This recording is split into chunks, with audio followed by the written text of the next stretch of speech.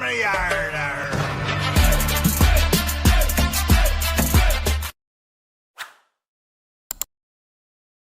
नमस्कार दोस्तों, मैं आपका दोस्त ब्रजमोहन सिंह अपने यूट्यूब चैनल बीबीएन ट्रेडिंग में आपका स्वागत करता हूं। यह वीडियो प्योरली एजुकेशन पर्पज से है। इसमें हम इंट्राडे में 15 प्रोजेक्शन पैटर्न को सीखते हैं, समझते हैं और उनके हिसाब से देखते हैं कि क्या हमारे पैटर्न मार्केट में वर्क कर रहे हैं। इस वीडियो में मेरी तरफ से किसी भी स्टॉक इंडेक्स में खरीदने या बेचने या ट्रेड करने की राय नहीं है। इनमें ये सीखने लायक पैटर्न है, उसके हिसाब से हम सीखते हैं। तो हमारे पास ये इस निफ्टी मिड कैप में आपका इवनिंग स्टार सेटअप बना है। हम ओपन कल के हाई पे हुए और नीचे क्लोज कर गए, ठीक है।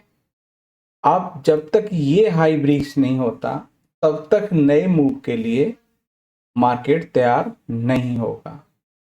प्राइस ने ये हाई नहीं काटा और कंसोलिडेशन करते हुए प्राइस ने है ना डाउनफॉल दिखाया। तो हमारा पैटर्न यहाँ पर एक्टिवेट रहा, एंट्री मिली, इस जगह एसएल था और ये हमारे जितने भी हैं वो आपके एज ए टारगेट रखे गए। अब टारगेट के लिए आप अपना जो भी रिस्क रिवॉर्ड रेशियो है उसके हिसाब से आप अपने हिसाब से कंसिडर कर सकते हैं। अब ये इवनिंग स्टार पैटर्न होते कैसे हैं वो हम एक बार सेटअप में देख ले। ये हमारे 15 प्राइजेक्शन पैटर्न है, ठीक है। ये वाला इवनिंग स्टार पैटर्न है, ये कल के हाई के ऊपर ओपनिंग है और नीचे क्लोज है।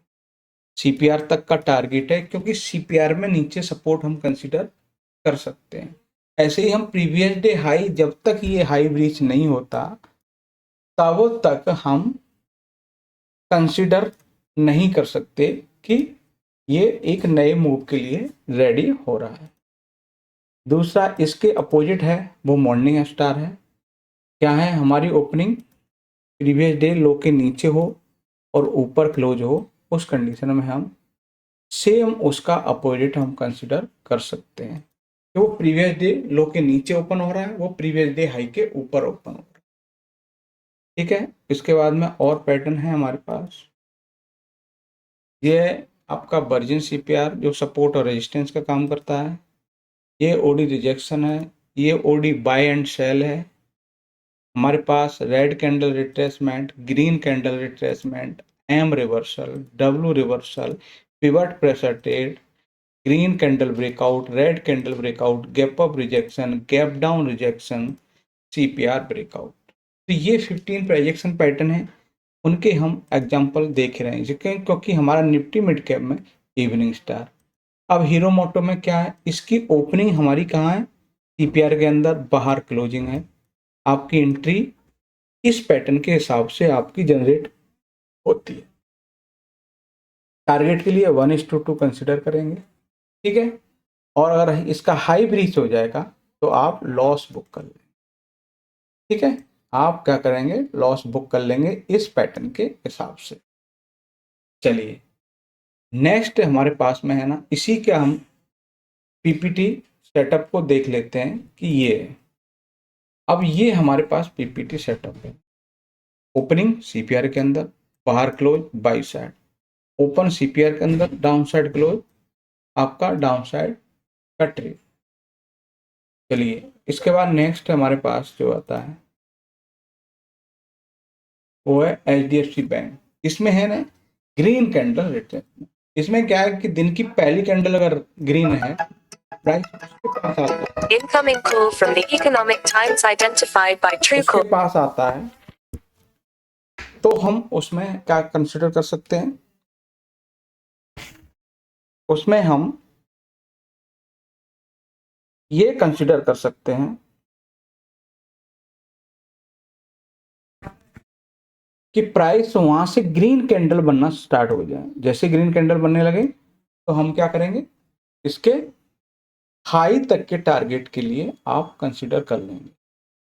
तो इसके लिए हमारे पास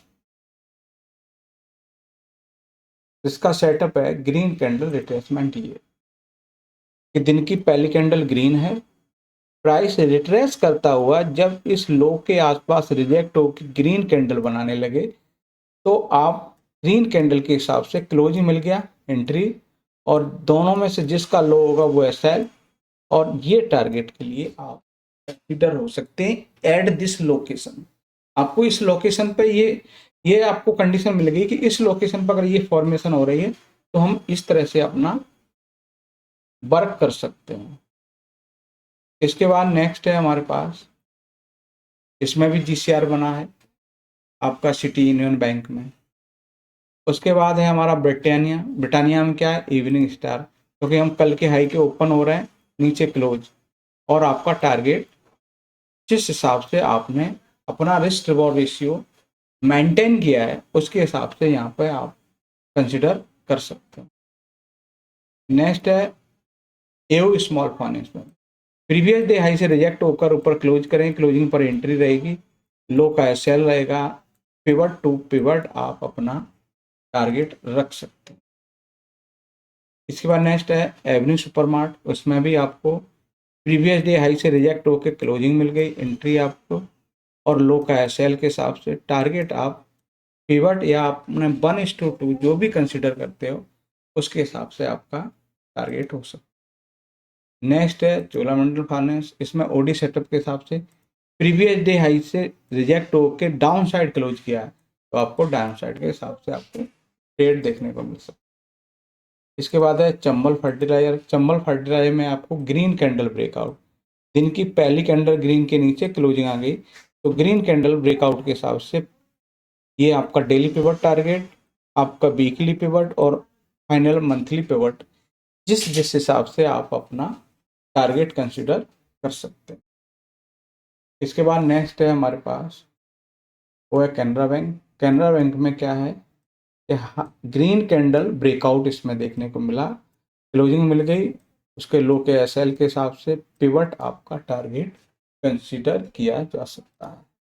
इसके बाद फेडरल बैंक है। फेडरल बैंक में भी आपको रेड कैंडल ब्रेकआउट देखने को मिला, ठीक है। रेड कैंडल ब्रेकआउट मिलने के बाद में ये लो का एसएल रहा, जब ये पिवट निकाला तो इस पिवट तक का टारगेट, फिर नेक्स्ट इस पिवट तक का टारगेट कंसीडर किया जा सकता है। इसके बाद नेक्स्ट है पंजाब नेशनल बैंक। इसमें भी ग्रीन कैंडल ब्रेकआउट के हिसाब से आपको बढ़िया पिवट टू पिवट आपको वेल एंड गुड टारगेट देखने को मिला। इसके बाद नेक्स्ट है हमारे पास, वो है इंडियन बैंक। इंडियन बैंक में भी आपको फाइनली रेड कैंडल ब्रेकआउट देखने को मिला और इसके हिसाब से आपको एंट्री यहाँ मिलती है, ये सेल है आपका 1:2 यहीं हो जाता है, ये आपका और बोनस पॉइंट होता है। तो ये हमने देखे कि सीपीआर के 15 प्राइजेक्शन पैटर्न में लगभग 6 पैटर्न ऐसे थे जिन पर चार्ट पे बने और उनके हिसाब से यहाँ पर ट्रेड देखने को मिला। वीडियो अच्छा लगे लाइक शेयर और कमेंट करें। नमस्कार साथियों।